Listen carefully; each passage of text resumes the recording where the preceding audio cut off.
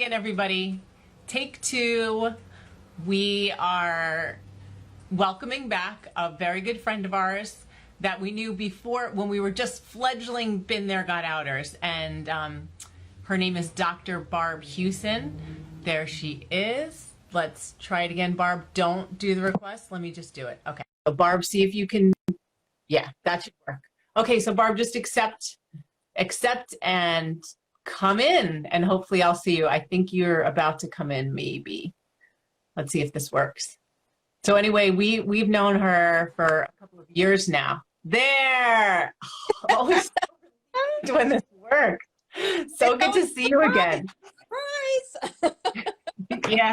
Yeah. So you want to just introduce yourself?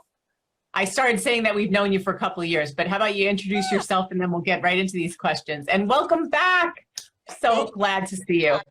Yay, I'm so happy to be here. And I was trying to connect with you before, so I heard you speaking in the intro and then we restarted. So sorry about that, everybody who was here. Yeah, I've known you guys when you were fledgling. I loved your word, fledgling, been there, got out, and have watched your growth. Hey, Chris. Hi, I'm going to be over there answering questions, but I wanted to just see your face. Oh my God. I love you guys. You guys are my favorites. We love you too. I met you guys. Yes, it's been a few years since we've known each other.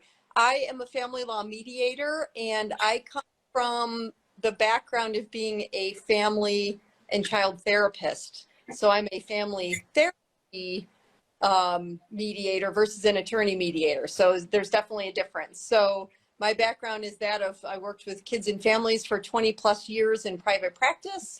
And then I shifted into doing mediation work also over 20 years ago. I think I was like 5 when I started doing all of this.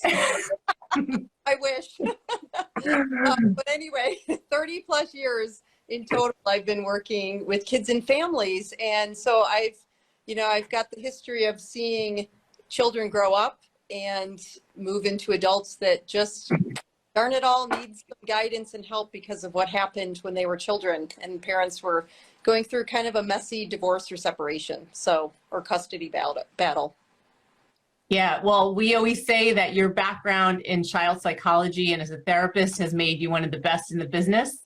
Oh. And you're really different from the typical professional that people end up being sent to. So we're really happy that a number of our clients have decided to use you when they're able to get their exes or soon to be exes in there.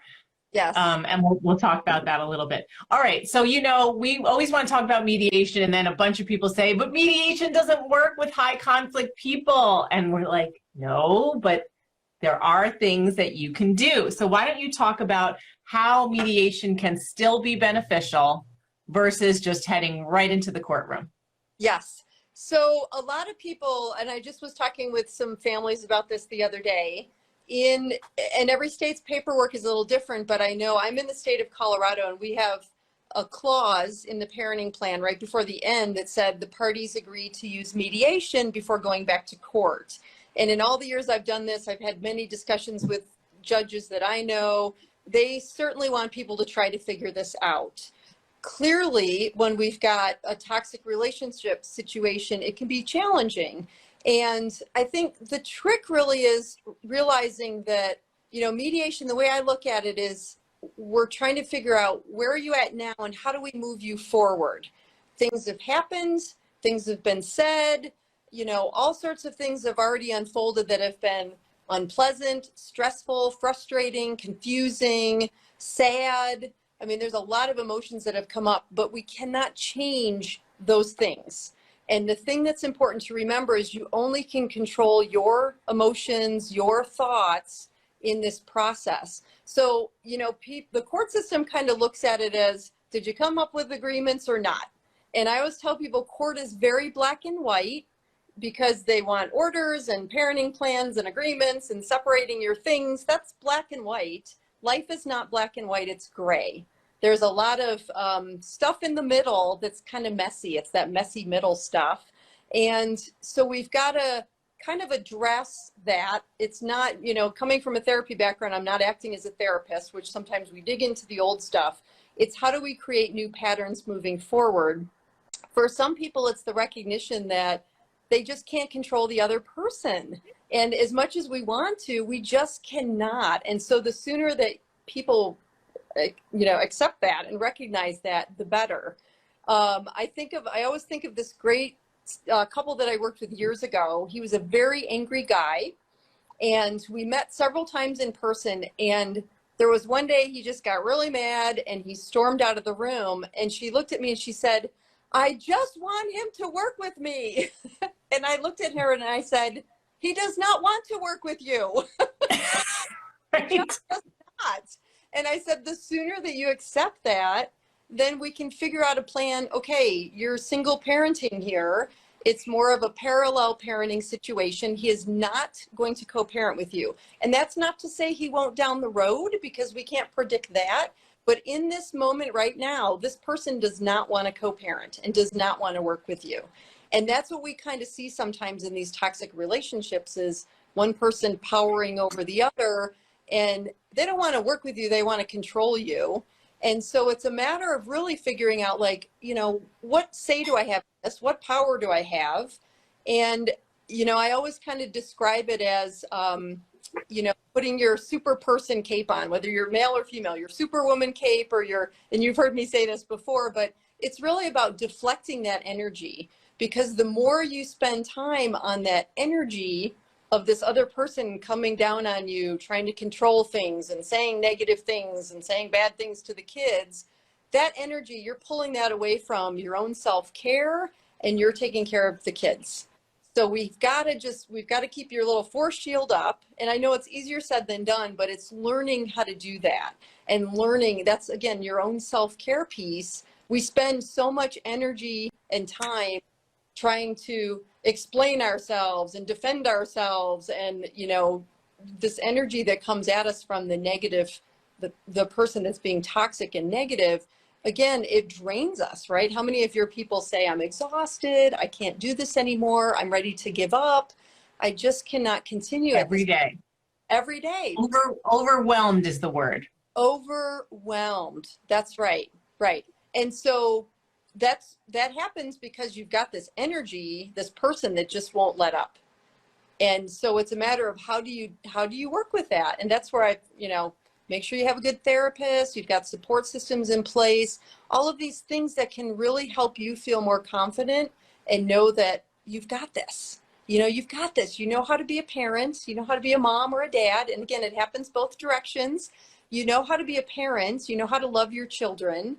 Love yourself. Make sure you're not forgetting that piece, and you're taking care of yourself. And the more you can learn that gives you strength and energy to be able to say, "Talk to the hand. I'm not doing this anymore." Like, I had an example of someone I was talking with recently. I said, it's like books that we read. You finish the book and you say, "Okay, that book is done," and you put it on the shelf. That chapter's closed. It's over. The end. You finished that chapter. Let's open up a new book and create a new way of being you, and being, again, the best parent you can be, the best person you can be, and just gain that confidence back. And it takes time, especially when you've been beaten down and you feel overwhelmed. That word that people do use a lot. It takes a lot of energy. Yeah. Something you said, I was going to ask you a question, and then I came up with an example myself. So I love that you said that you already noted that a lot of times it's impossible to work with these other people, and people think, well, then how are we going to get into mediation and come up with something? So one example that my attorney had suggested that actually has worked really well for us is to avoid as much engagement as possible.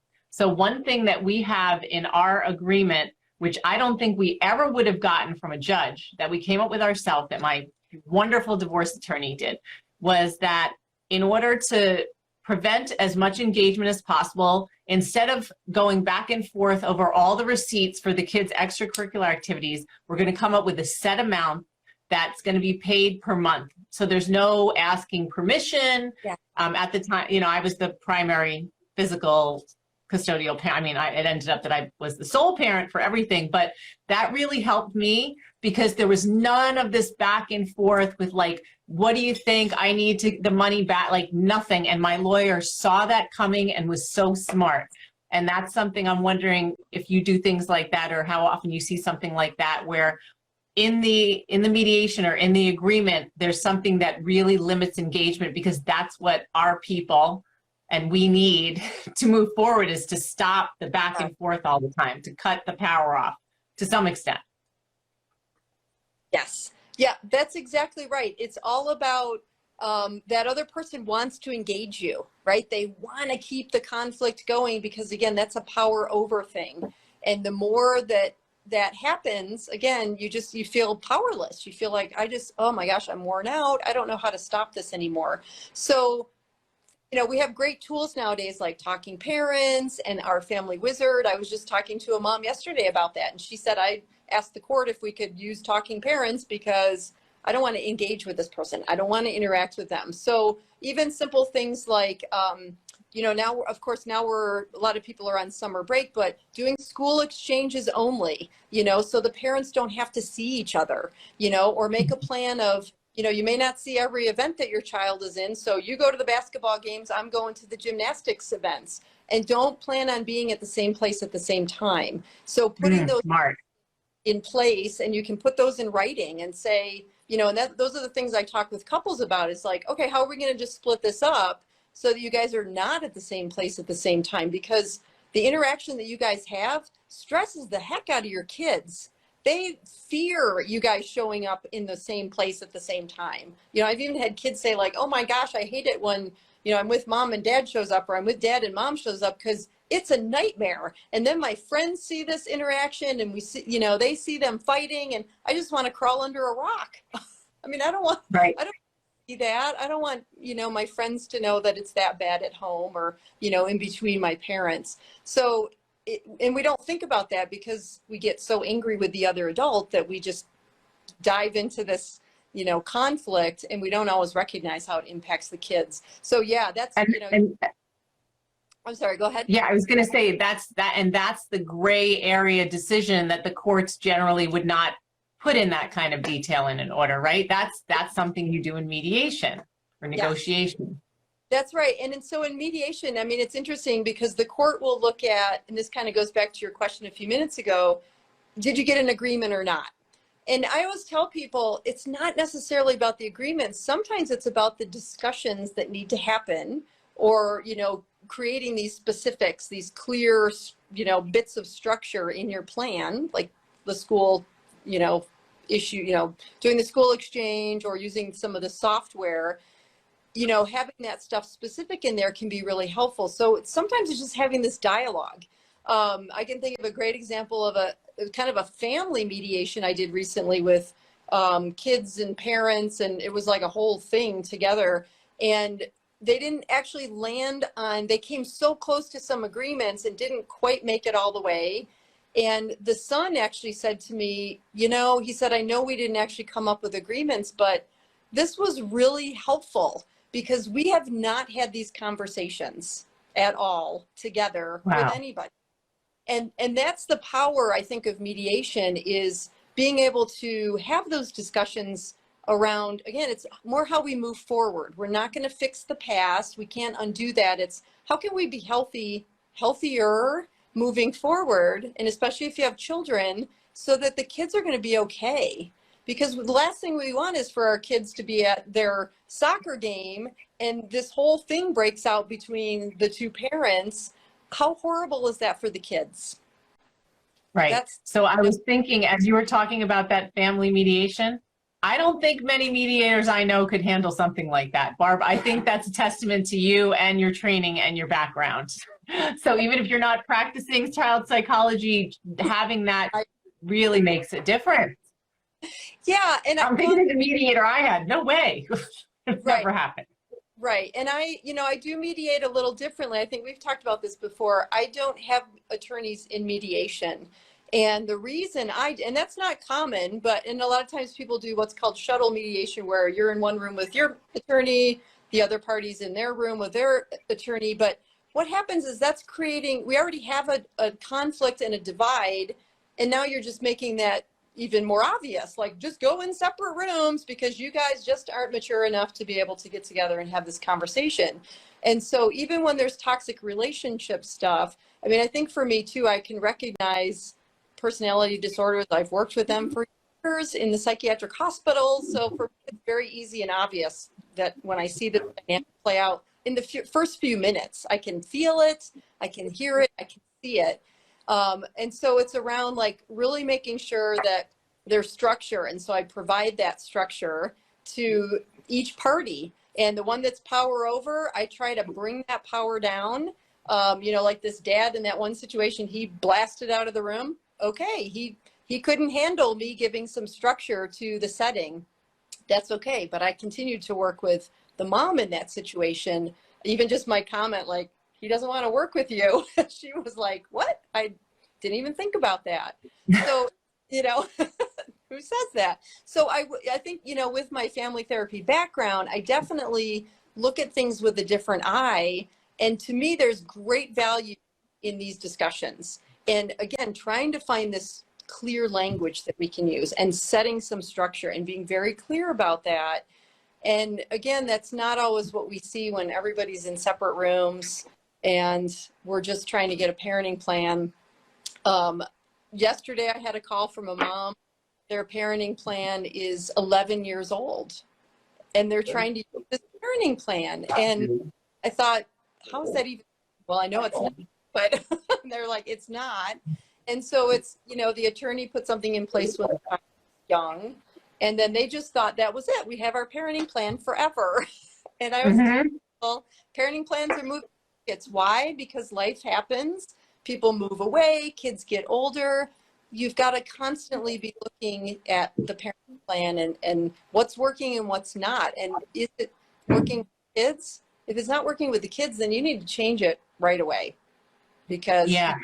And I like how you emphasize too that it's not like I was thinking with mediation when we went, it wasn't just like a one mediation thing and then that was the end. It took several iterations. And also what you're saying, so it's not just going back years later, but sometimes even at the beginning, a discussion needs to happen over time. Yes. Shortly, you know, like one appointment after another, and then you get to something, and then maybe you go back after that when you need to tweak it. Right. Well, it's funny. The timing thing is so funny because I had an attorney call me last week with a referral and he's like, yeah, I think we need to like schedule a day of mediation. I said, a day? I said, why? I don't know why there's this whole concept of a day of mediation. Who can mediate for a day? You are worn ragged. Like there is no way you can stay focused and be emotionally present in a full day. And again, this is just how I do it. So this is what I've learned over the years. I do a 2-hour block when I work with couples. By the end of 2 hours, we're all worn out. I'm tired because I'm very focused on what's being said. I don't want to miss anything. And sometimes we just get to a place and I'll say, we just need to digest. Let's digest and we'll come back. Let's set, you know, and people will go, yeah, you're right. You know, and let's set a time for maybe next week or in 2 weeks, whatever it is. Depending on how close they might be to court dates, but people need that time to digest, and trying to do a marathon mediation is just exhausting. And I know people do it. Again, I'm not saying yes. Many of our clients do, and it's horrible. It's horrible. It's exhausting. You feel pressured at the end of the day because it's like we just spent 7 hours doing this. Oh my gosh! And you're expected to make decisions. Well, how do you make decisions if you're worn out? Make exactly. Good healthy decisions, you know, things that are going to impact you down the road. So I always tell people, you know, like by the end of a couple hours, I'll say like, you know, hey, we may not have made all these decisions. We've made some, but we need to like rest and digest and let's come back again. And it's okay to do that. And then people come back with, because what happens is they'll think of other things after they've left. I should have said this, or I had this question, or why didn't I throw that out there? I've had like these amazing creative ideas come to the table once people have walked away and come back. Like, okay, I had another idea.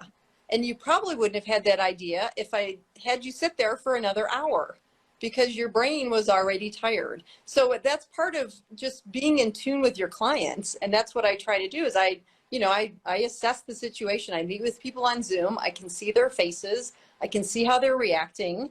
I've had people even say like, I need a 5-minute break. And I'll say, great, go take it, you know, run to the bathroom, go get some water.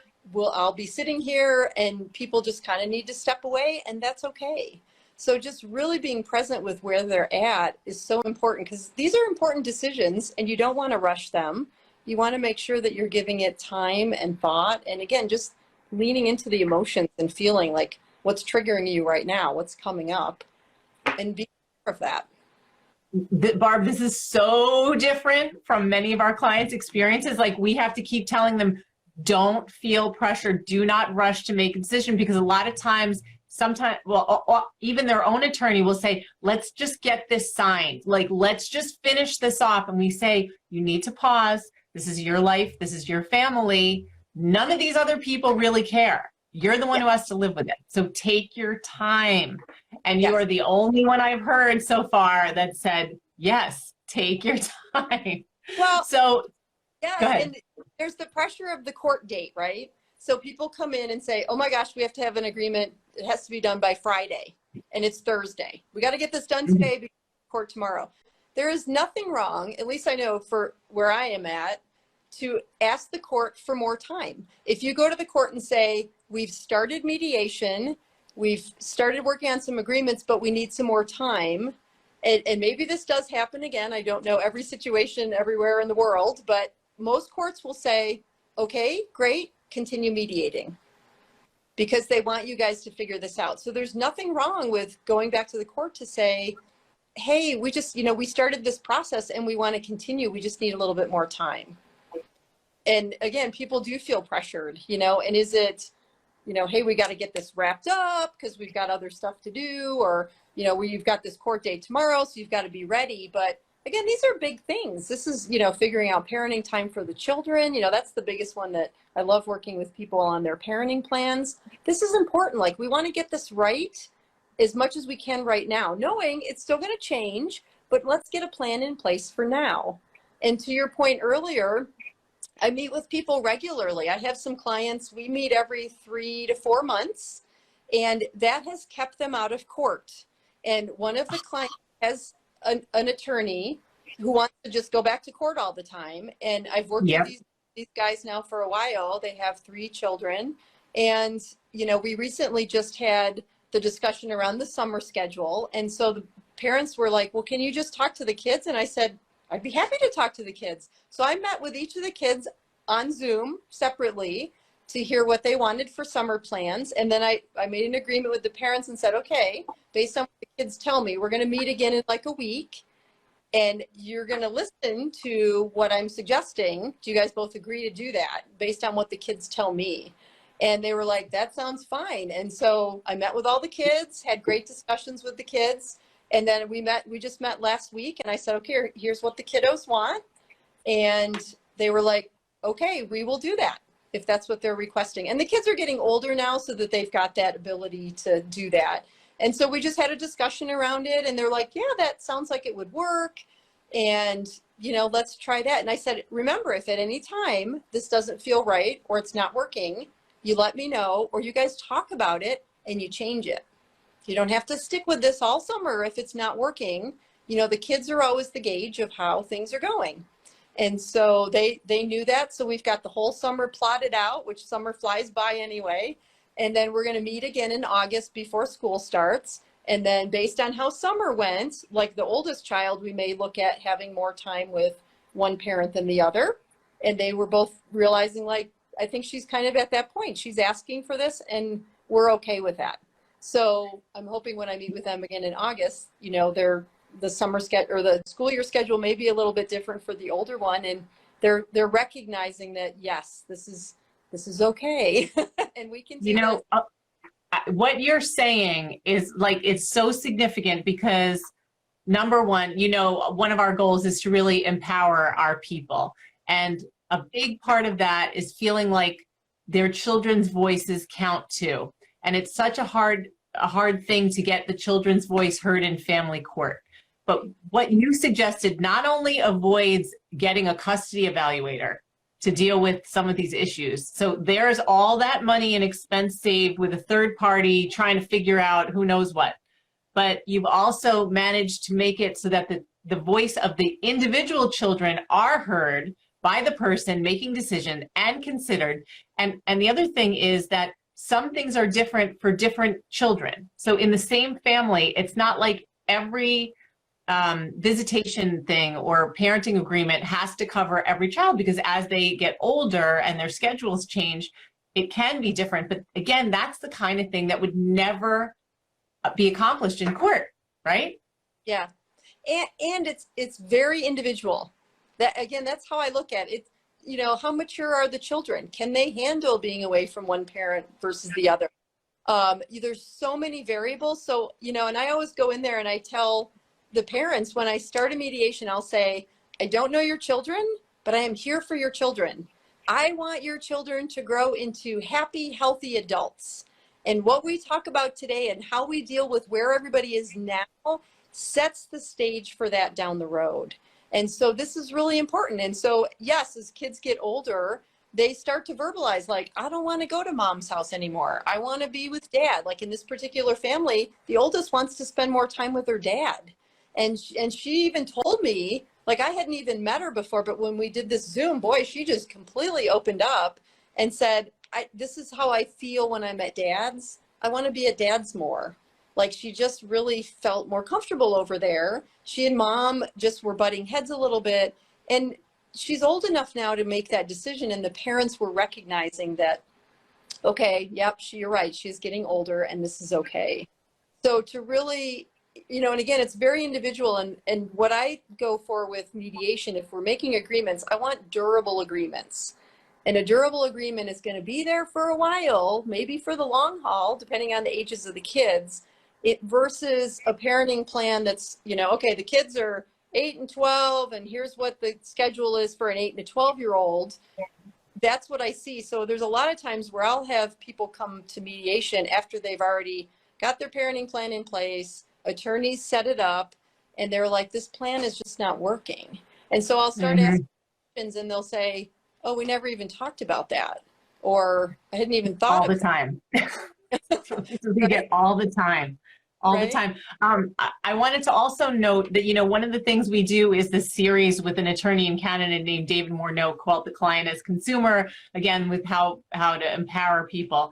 And when we did one recently called The Voice of the Child in Family Court, one of the things that we talked about, which would really help that child's voice get heard more, is to have trained professionals involved in the process who see it not just as a one-time meeting with a child, because who knows if they've been coached or not, and the whole thing about, you know, manipulation, but someone like you who can ascertain with your background and also meeting with them perhaps more than once to see what's really going on. So I'm thinking, with so many of these kids are victims of coercive control and feel sort of in the middle, and they have like this neutral third party who's not a custody evaluator, but it's more like dealing with this limited issue. They might not feel as afraid. Right. So this is awesome, Barb. Yeah, well, it was interesting, like this one family where I just met with the 3 kiddos separately, they've told the kids, they've each mentioned to the kids, like, oh, we have this lady Barb, and she helps us figure out parenting time, you know, so they've already set the stage. And interestingly enough, I met one of the kids, the middle child, one day when I was just doing a quick call with the mom, and we were on Zoom, and she's like, oh, you know, my daughter wants to say hi. So she actually jumped on Zoom. And so I said, oh, great. Can I have a few minutes just to talk with her alone? So mom left. And so she just kind of shared, she was homesick from school and stuff. So I had this great conversation with her. So it was fun. I got to see her again. She knew who I was, you know, so of all the children, she wasn't nervous to meet with me because she already knew who I was. But it just, for me, it's like, that's so important to really understand the kids. And you know, being a therapist background, of course, I'm a fan of therapy for kids. Young kids, we look at play therapy. And I always tell parents, you know, don't think of it as like, oh my gosh, this is long-term therapy. My child's going to be in therapy for the rest of their life. It's right now we need someone who's not mom and not dad that they can talk to. That's the magic of therapy, is somebody neutral that they feel comfortable sharing things with. And I mean, I can't even tell, I have so many stories of kids telling me something and I would say, oh my gosh, does your mom know this? Or have you told your dad that? Oh no, you know, and I'll say, well, do you think they should know? Well, maybe. So, well, how can that happen? Like, what do you think you might say to your dad? Or what do you think you might say to your mom? And I try to empower the kids to be able to speak these things, you know, and I'm a big fan of trying to get the therapist to encourage, you know, one of the parents at a time to come in and have therapy with the kiddos. And so that's something I'll talk with parents about, like, you know, it might be really helpful to have a session if the therapist is open to that. They may not all be, but to have a session where you can have the therapist there with you. They know you. And if there's some things you want to say to your mom or to your dad, they can help you before you guys meet with your mom or dad.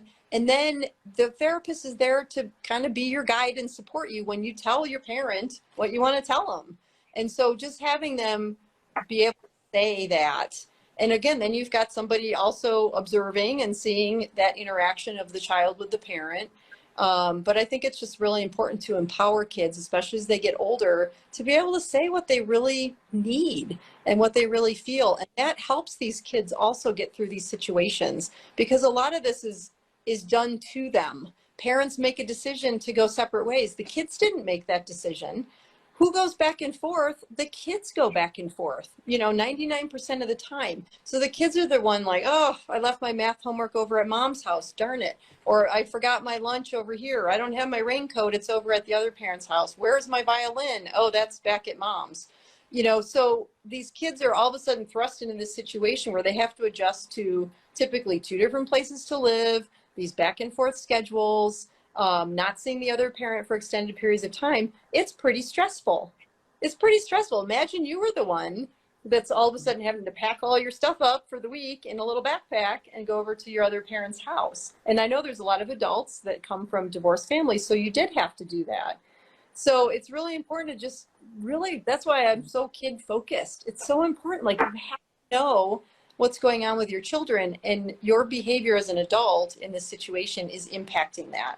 So we've got to just keep our focus on the kids. Yeah, and I love what you talked about with having it's basically like having a therapist there as it's in the situation you described. That also teaches these kids to advocate for themselves, and in the community that's listening to this, Yes. they're the ones whose kids really need those skills. They really need to learn how to advocate for themselves. Yes. Yep. So that's so important. It was a couple of years now. I had a 16-year-old boy who wanted to talk to the judge, and he said, is it all right, can I write a letter to the judge? So that one of the parents said, like, he wants to write a letter to the judge. Would you meet with him? And so I said, I'd be happy to meet with him. And it was all around his parenting time. And of course, he was 16, so he was old enough at that point. But so I met with this young man, and he wrote this whole letter, and I listened to it. I mean, I didn't want to change it or influence it. And, you know, I just asked him questions like, what's your goal with the letter? What would you like to have happen? What would you like the judge to hear from you? What would you like the judge to do as a result of your letter? You know, so it wasn't me massaging or editing or changing the wording in any way. It was, you know, just helping him really be clear. So then he was able to, he went into the judge, but what he was going to do was he was going to read his letter to the judge. And so that's what he ended up doing. And he was so excited that he had the ability to do this, because he felt like, oh my gosh, they're actually going to listen. The judge is going to listen to what I have to say. But he was nervous about it, which is why I met with him. And I just said, I would love to hear, I mean, this is great. You know, I'd love to hear your letter. And again, just kind of question him around, what's your goal? What would you like, you know, how would you like the judge to hear this? And what would you like him to say and do differently as a result of your letter? So just government's so important. Yeah, absolutely. All right, so let's talk about with mediation, like, when is something final? A lot of our clients will say, oh, we came so close. We came so close. And when we go before the judge, I'm going to tell the judge that that person said that they would do that, and then they change their minds. That doesn't count, right? Well, yeah. You know, I always tell people in the beginning that we can make decisions on everything depending on how many issues come in the door. We on some things, and sometimes we don't make decisions on anything. So when we go into court, sometimes people will have me write up an MOU, a memorandum of understanding, of just those items that are agreed upon for sure, because then those are in writing and they can sign off on those. And then what they do is they would say to the judge, you know, we've got these agreements, but we didn't agree on X and Y. You know, we've got all these other things. And so that's okay. So sometimes just capturing those in a little, it doesn't have to be a 20-page MOU, just a little document that just does capture what they have agreed to and that they're willing to sign off on can be helpful. No, Barbara, I'm talking about the opposite. I'm talking about when someone agrees to something and the other person's like, yes, and then they say, I'm moving the goalposts. No, I'm taking it back. Yes. Yep. That situation. Yeah. And so that I've had happen in situations where we've got the power over and we'll make some agreements. And then we come back a week later and exactly that happens where the one parent says, or the one party says, you know, I thought about it. I'm not doing any of that again. That's what I'm talking about. Yeah. Okay. So I have had that happen on more than one occasion. And again, that's one of those things where this is where the court can come in very handy because the court sometimes just has to make the decisions. And in that, right. In this case I'm thinking of specifically, it was a very strong power over, and it was a man powering over the woman. She was even very uncomfortable sitting in the same room. We happened to be meeting together. And you know, it was a case where he would do that. We met maybe 3 times, maybe 4. And every time we'd come back, he'd say, yeah, I don't agree to that anymore. I'm not doing that. That's who's watching this now. Yes. And so she would go, what? We just talked about this last time. You agreed. Yeah, no, I'm not doing that anymore. And so in that situation, that one case I'm thinking of where it was very strong differential, they did go back to court. But what I did in that case too is I worked a lot one-on-one with the mom. You know, I stayed with her after the session. He left first. I stayed with her and we talked through what happened. We talked through how she was feeling about it. And in that situation, they did end up back in court. The judge made some decisions. I don't think he had an attorney, but she did. And I might have told this story with you before. The attorney called me back after court and he said, what did you say to her? And I said, what are you talking about? He said, she was a rock star on the stand.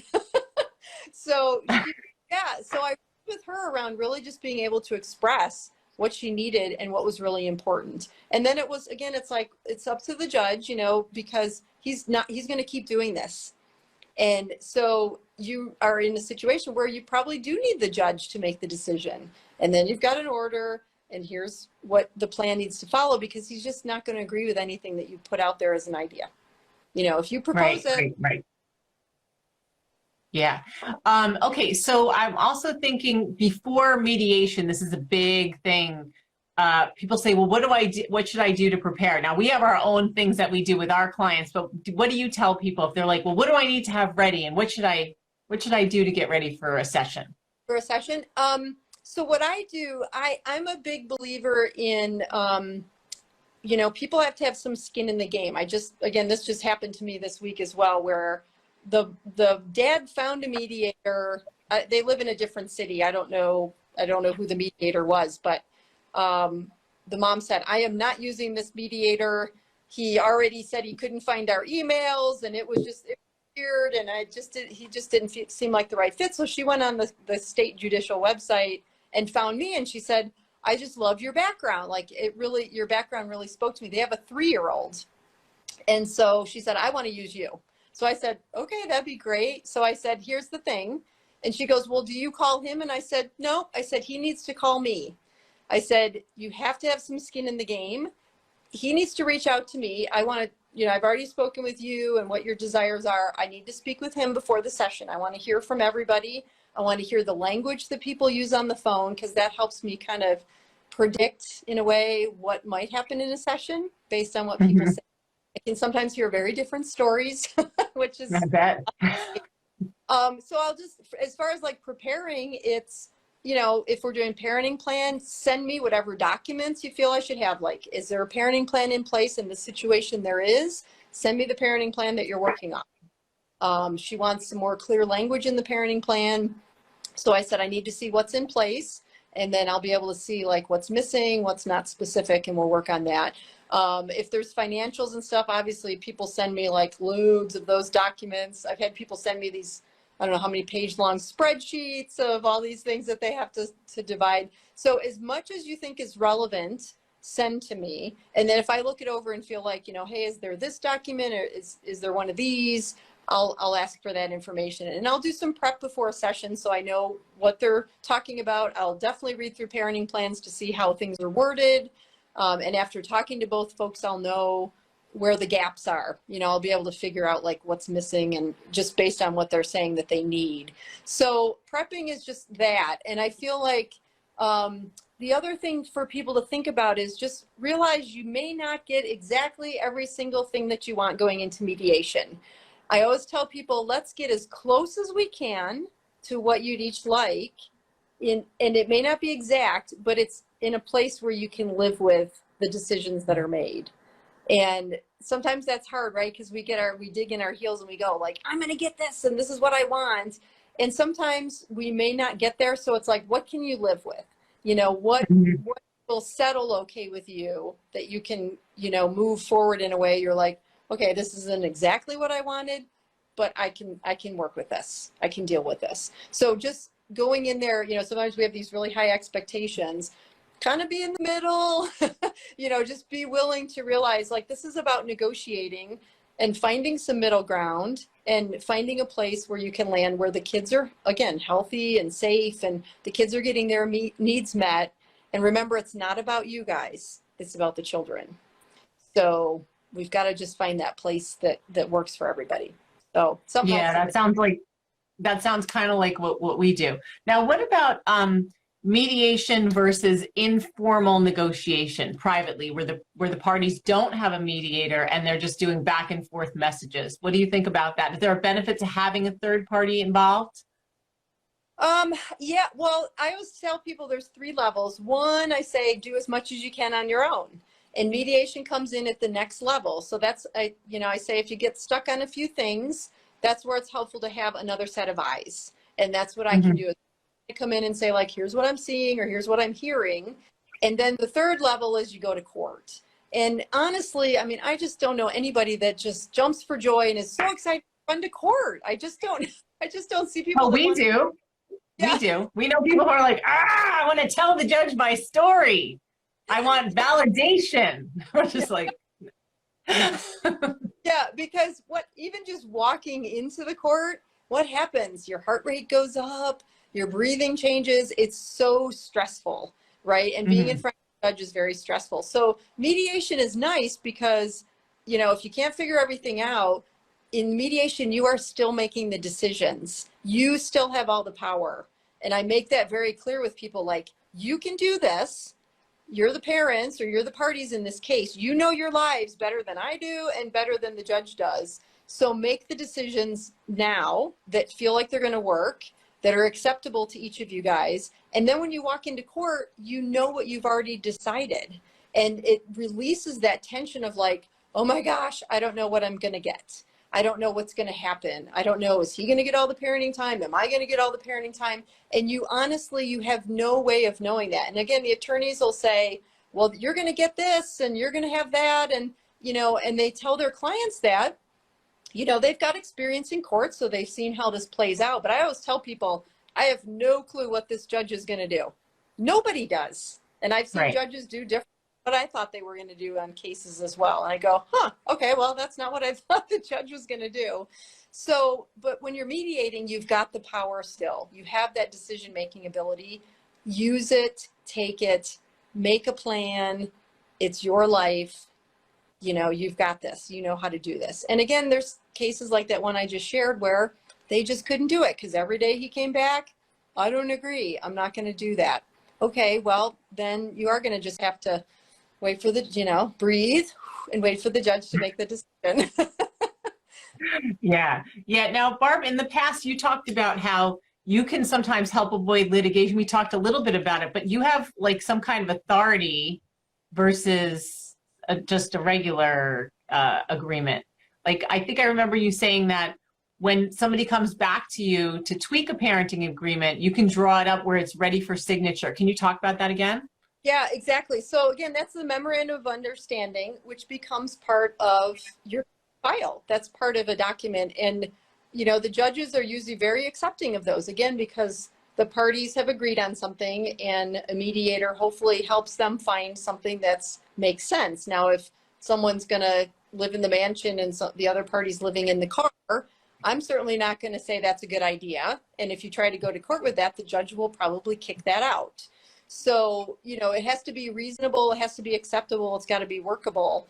So I do that with people all the time. Again, we can create a memorandum of understanding, and what's in there will override those components in a previous agreement. And as long as the judge signs off on it, then that becomes part of your file. It's part of the order. And typically they'll put out a little minute order just saying, you know, the memorandum of understanding was received by the court and blah, blah, blah. It's usually a short little thing.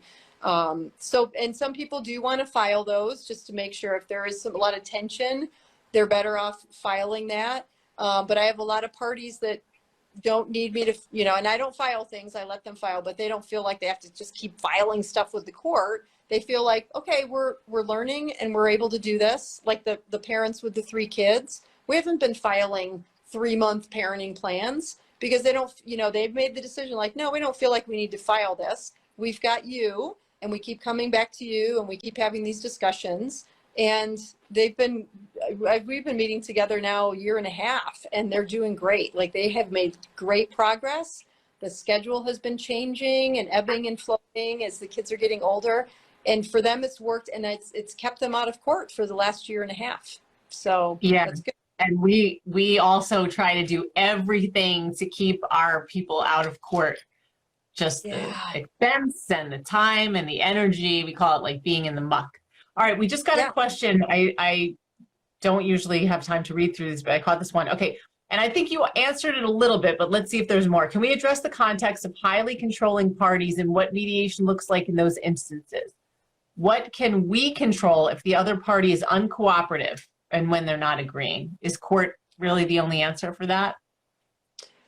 Again, that still goes back to what can you control? You can only control your own stuff.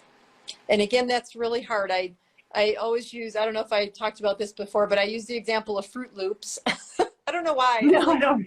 That's my story, and I'm sticking to it. So if the other parent wants to feed your children Fruit Loops 10 times a day, what are you going to do about it?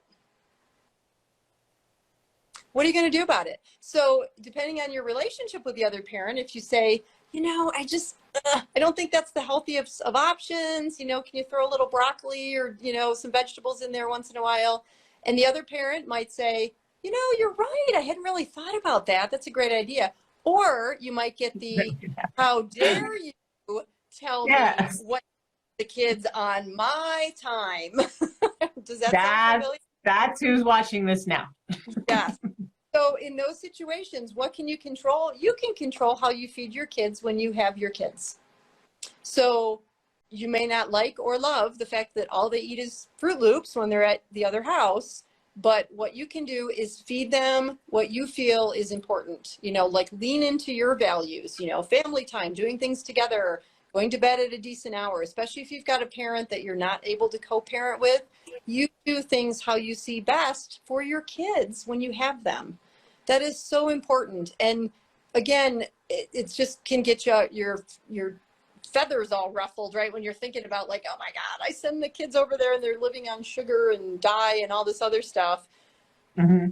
It's almost like, you know, think about when your kids go off to school, do you have control of them when they're at school all day? Nope. You can send them with a healthy lunch and they may trade it with their friend Johnny and eat Johnny's lunch and they eat your kid's lunch. You don't have control over things, even if you say or don't throw it away and waste it, which happens all the time too. Right? We don't have control. As much as we want to keep them in a little bubble, we just cannot do that. It makes me think of a story years ago. I worked as a school psychologist in a private school, and I had this family. They were so protective of the kids, and they had this daughter that they controlled what she watched. This was before cell phones. This goes back a few years, but they only wanted her to watch certain movies. And so they would not let her go on a sleepover for fear that the kids might watch a movie that they did not approve of at the friend's house. And I remember saying to the mom one day, I said, this bubble is going to burst. Your child is getting older and she is not going to tolerate this much longer because she's being excluded. Like she's not even invited to things anymore because, the other kids know, Mom, well, you can't come because your mom's not going to let you do this or watch this or whatever. And so it was actually harming, you just cannot control all of the variables as much as you want to. You do your best. You do your best as a parent.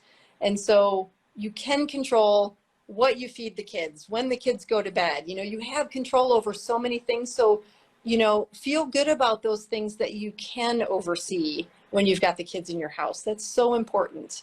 That's the best you can do. And that's great. Because then what happens too is the kids grow up and they learn, maybe they grow into adults that eat Fruit Loops 10 times a day. Okay, well, all right, you tried. Or they might grow up and say, I really do like vegetables, and we did more of that at Mom's house. And, I think I'm going to start eating a little bit better when I'm off at college or, doing things as an adult.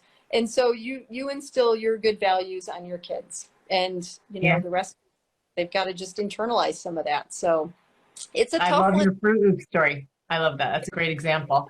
Okay, we got another question, and this has happened with some of our clients. Is there any way, how do you handle if you've been forced to sign an agreement under duress? Is there any recourse? So I always wonder why did that happen? How was it that you were forced to sign something? Was that with attorneys present? Again, I'm thinking, okay, so let me think of what we hear a lot is someone's own attorney says, let's get this done quickly. They don't really go over it with their client, and they say, everything you need is in here. Let's just finish it up. And then later, after it's signed, the person realizes when their ex exposes it and says, you know what you just signed. And then they're like, oh, I didn't know. Or intimidation. If you don't sign this, then I'm going to do this to you. I see. Ignorance, threats, intimidation. Yes. Know your stuff. I always think of, I can relate this to our health. I'm a big fan of, you get blood labs, your body. And it's so important. And what do? We go to the doctor and they're like, oh, you need to be on this medication. Okay, I'll take this medication. Why am I taking this medication? Well, I don't know, because the doctor told me I needed to. Right? We do that all day long, all the time. Or you take your car to the mechanic. Well, you need to do X, Y, and Z. Do you get another opinion? Do you seek out other advice? Not always, right? So in this, though, this is really valuable. This is about your kids, right? And this is about your life. Take the time, really, breathe through this and say, and again, this stuff is easier said than done. You got to practice these things. You've got to talk to someone. You've got to get some support. You've got to understand what's in your paperwork. And if you're feeling pressured, even by an attorney, again, the attorney, you can shop around for another attorney. You can find somebody else that's not going to push you to do that. It's I can find another doctor. If I have a doctor that's pushing me to take a medication, I'm like, you are not hearing me. I just had this conversation with a nurse practitioner a couple months ago. They wanted to push me to do something. And I said, I'm sorry, you are not hearing me. I know my body. I know what I need. I am not going to do what you're recommending. And they're like, well, this is good. And I said, okay, thanks for sharing that, but you're not hearing me. I'm not your typical patient. I know exactly what's going on. And I take control over what I'm eating, what I'm doing, etc. And I don't know if I'll go back and see this person. I didn't really appreciate how they were pushing me into something that was their agenda, and it was all about liability. You need to do this or this is going to happen. Okay, great. Well, that's not me. Yeah, So, I love that example, because one of the things that Chris and I do is we often say that our clients need to take strategic oversight of their cases as well as their situations. And what you've just described, which is what happens to a lot of people, is someone who's been coercively controlled or coming out of this toxic relationship often repeats the cycle by throwing themselves at the mercy of another authority and just believing everything without ever questioning it. So part of our job, and yours too, is we say, people come to us in like a puddle state, like, I don't know what to do, help me, is like helping them build themselves up to say, but also say, you need to take responsibility for yourself. We know what you've been through, completely understand that, but we have to change the patterns at this point, and you have to get stronger fast, because if you don't make these decisions, someone else is going to. Yes. So we have to, like, again, that all comes back to the different types of support that people need to get through this. Instead of just being completely on their own at the mercy of the divorce industry, which is, you know, built on a lot of money, to say, I have to pause. I need to get the resources I need to help get me through this. So I'm thinking clearly, and it's not just me. Like, we have people who, their attorneys have drawn up agreements. It sounds good. And then they'll come to us, and we're not even mediators, but we'll say, let's carefully look and go through it and question you. And we'll always find things in there to be like, you forgot to ask that question. Just like you said with mediation, like, take some time, like, digest it, process it, and realize there's probably some things that you forgot. Get a third set of eyes, and maybe a fourth, and then go back. Yes. Not to push, just like your ex did with pushing you into everything and being the authority on everything. That's right. And so, you know, you can stop the pattern now by doing this. And that's, again, that really ties back into self-care, which I mentioned in the beginning, is you've got to, you know, put your oxygen mask on. You know, I think you guys use that example too. You've got to be able to put some focus on yourself. It's time. It's time. You know, you've got to take care of yourself, you know, and if you've got kids, for your kids, but for you. And that self-care piece is something that I think is missing for so many people. You know, we lose our confidence. We lose our ability to make decisions because the emotions are so high. I might have talked about this before, but brains, I love this. When I teach leadership classes, I'm a leadership coach, and I always talk about this. So in your brain, you've got the amygdala, which is in the center of your brain. It's the size of an almond. You guys, maybe you talked about this with clients. That's your emotional center. When your emotions are fired up, all of your energy is in the center of your brain. Your prefrontal cortex right here is where you think. You are not thinking if your amygdala is fired up in the center of your brain. All of your energy is going to all these emotions that are just jumping off the cliff. You know, you're just like, I can't even calm down. I'm upset. I'm anxious. I'm all these other things. Okay, but what do you need to do? You got this agreement in your hands. This amygdala firing is not going to help you. You've got to calm the amygdala down, and then you've got to get back in the front of your head here in the prefrontal cortex to say, okay, what am I looking at? What am I reading here? What's in this document? And it's a really, so Dan Siegel, Dr. Dan Siegel, he's got this great analogy. It's basically like you make a fist. The amygdala is your thumb. It's in the center of your brain. And this is your prefrontal cortex. When your amygdala gets fired up, you flip your lid and you cannot think. So you've got to be able to get your lid back down. You've got to be able to calm down your thinking so that you're back here. So that's why doing the self-care piece is really, a lot of it's emotional work, right? You're triggered. This person triggers you. What does that look like? How is it manifesting? You know, am I anxious? Am I not sleeping? Am I not eating? Is my stomach in knots? Am I having headaches all the time? You've got to take care of that stuff. And it's so important because you don't want to feel like you're being forced, and you've got to get your super person cape on, but you've got to deal with that emotional stuff that has been just holding on to you so tight that you can't even breathe and you can't think clearly. So just think about that example of like that little amygdala firing up in the center of your head. And if your emotions are that high, it's physically impossible to think clearly because they at the same time. You've got to calm down so you can think. Yeah, I'm seeing another comment, and then I have another thing I want to say too that someone had asked about how even the process is triggering. I know we know that, and if this person doesn't already know, we have this weekly legal abuse support group where people talk about it and everybody calms down because and you need to be able to talk to people who can help calm you down. When you're talking to people who are just sharing the experience, it actually can make it worse because you're talking about it and you are getting still fired up. So you need to make sure you find the right resources to calm down and come up with a plan that's well thought of. So I just wanted to address that. But the other thing I wanted to talk about was somebody asked, what can you do after the fact? So say it's already happened, they didn't read it for whatever reason, and now they have this bad agreement. Is there any recourse? So what we usually say to our clients is nothing is forever, but you do have to wait for some time, usually like a year and a half to 2 years. What do you think about that? Like, you can't just keep going back and say, I didn't like it, and so I want to change everything.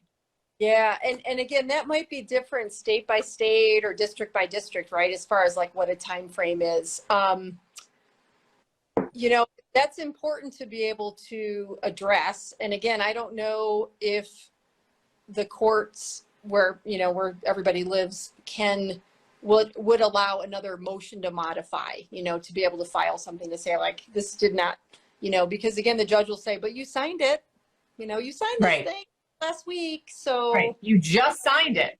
Just signed it. Yeah. Yep. And so that's a tough situation because again, if there's rules for the court, you know, the court system say like, you just signed it, so we can't modify it. So that's a tricky one because again, I don't know, you know, maybe your attorney can go back and appeal it, you know, and try to, you know, file some more motions to see if they can get it changed. But so that's why it's important. This is prevention. This is about let's make things right now, you know, correct now, so that we don't have to worry about that later. And again, like your support groups, you're right. Like you know, the process itself can be triggering. So mindfulness is so critical. And that's that whole piece with, you know, Dan Siegel's work with the amygdala and the prefrontal cortex, all of these things. Doing some mindfulness practice is really helpful. Finding a way to stay present. What happens is our thoughts get going and that feeds our emotions. You know, he's going to do this and this is going to happen and all these things. They haven't even happened. I do that. We call it awfulizing. Awfulizing. I love that word. But that's right. Because here we're basing it on a history. We're basing it on this is what has always happened. This is how he always acted, or this is how she's always acted. So it's going to happen again. And you might be right. It might happen again. But we've got to stay where we are right now. We've got to stay in the present. So we've got to be so good about really doing that self-care piece. I can't even emphasize that enough. I talk to people about that every single time I meet with them. I'll say, what are you doing for yourself? And people will go, nothing. I'm working kids. I don't have any time left. Okay, well, that's not going to work. So we've got to find some things that you can do so that you have time for yourself. And I know like people get stressed out with parenting plans where, you know, the kids are off with the other parent and they're just anxious the whole time. And I'll say, oh my gosh, that is your time. You know, that is your time to do your thing and build yourself up and focus on your stuff, because you're going to be stronger and feel better when the kids come back. So don't be so stressed and worried about what's happening over there. You know, think about like, whew, this is my rejuvenation time. I need this for myself. What can I do to help myself? I'm going to go to therapy this week. I'm going to go to my support group this week. I'm going to do all these things I can to take care of myself. And again, it sounds so elementary, but it's so critical. We've got to do that self-care piece, because that wasn't happening when you were in that relationship. None of that was happening. So you've got to start learning it now. Yeah, and it is something that can be learned because we've seen it with our own clients. I'm thinking of this one person in particular. When we first met her, she was freaking out every time the kids were with the ex. And then as she started calming down and making progress, now she's like, wait, he wants to switch. He wants to give me the kids more, but I have plans. Like I was going to go dancing. Like, I don't want them. And it's shocking to her, but we're so glad that she's valuing her time for herself too.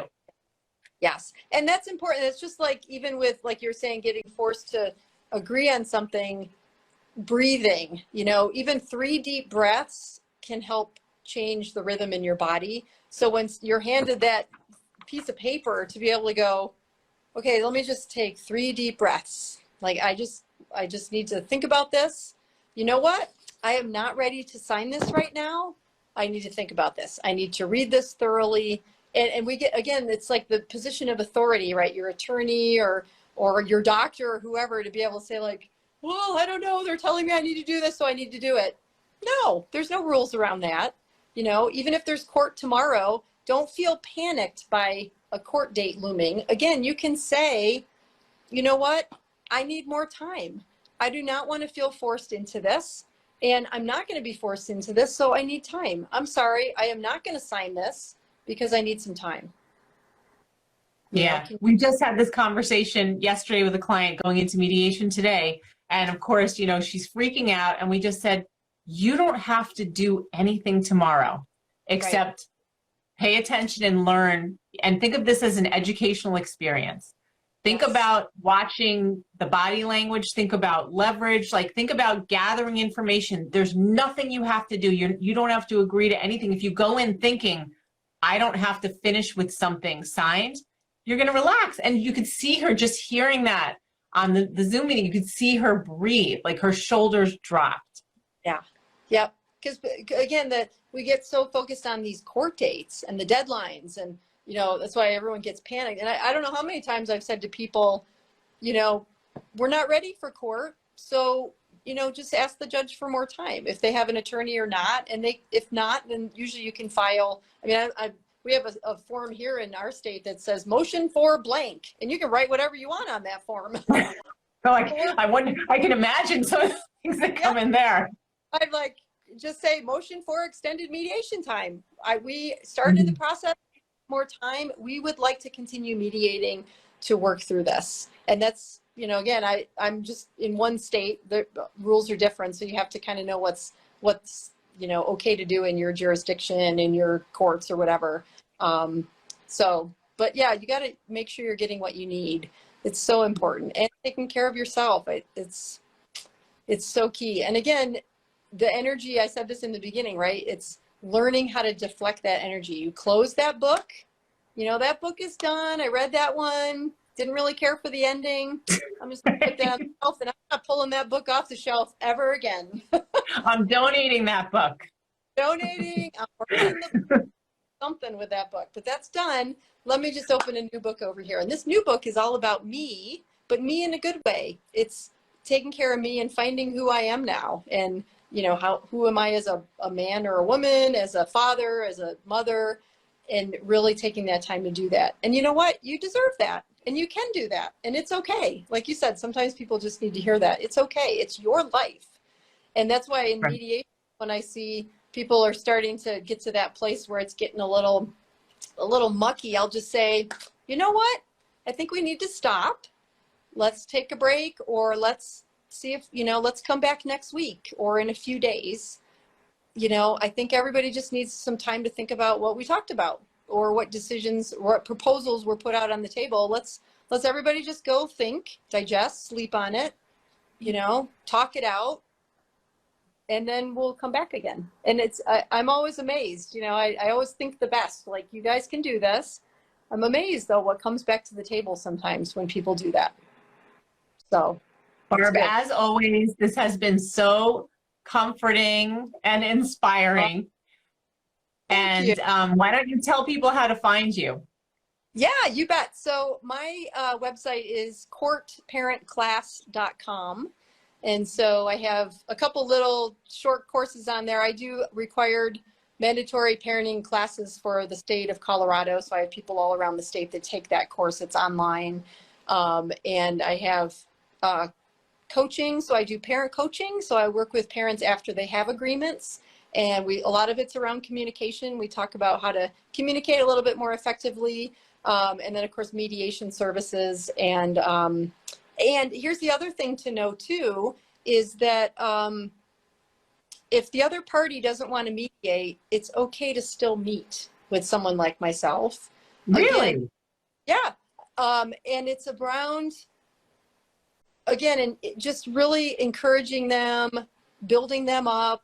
You know, it's not a therapy session, but it's learning how to deflect that energy. So I do one-on-ones with people all the time. I may not get the two parties in for mediation. So we aren't making agreements. We're not, you know, it's not about that. It's, again, that's more like the parent coaching. Parent coaching can be done together, or it can be done separately if people are doing very different coaching styles. So yeah, courtparentclass.com, and Barb@drbarbhewson.com is my email, and Dr. Barb H is my Instagram handle, and I have a Engage community, kind of a support group for moms and dads separately.